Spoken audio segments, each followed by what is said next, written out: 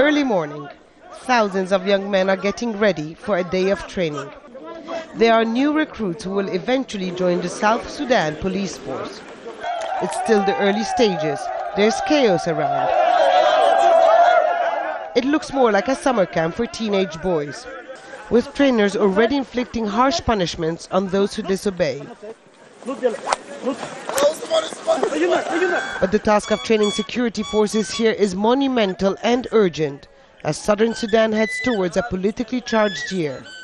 These institutions need to be very strong, very robust. They're going to face the same challenge regardless of the outcome of the referendum. These institutions are still weak. Since the peace agreement was signed in 2005, the focus has been mainly on the army, leaving police hugely undermanned and under-resourced. At the Malakaya police station, officers complain they don't have weapons or radios or even police cars. They know of problems by word of mouth or because citizens press charges. The staff is overwhelmed. It's hot and stuffy, the room is full of junk and dust, and from a dark cell in the background, detainees are complaining. We are hungry, you bring for us money. We don't have budget, even as we are hungry also. One cup of tea, maybe it will take 10 people. We are drinking dirty water.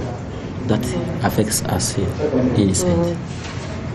Some of us have got diarrhea, malaria, everything.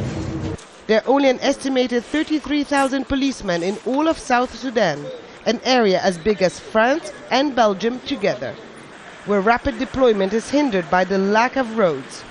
There's an urgent need to professionalize existing forces and recruit many, many more.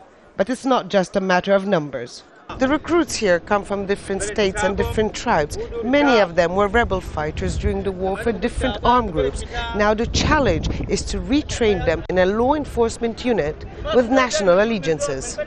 South Sudan is riddled with intra-tribal conflicts, a major destabilizing factor that is threatening peace here. The idea of unity of one South Sudan is drilled into the recruits during training, and once graduated, they will not return home. Police is not supposed to be involved in anything. Politics, tribalism, they are supposed to be out of this. However, one thing that we will actually be avoiding, once they are trained, they will not go back to their states, so they will actually be mixed.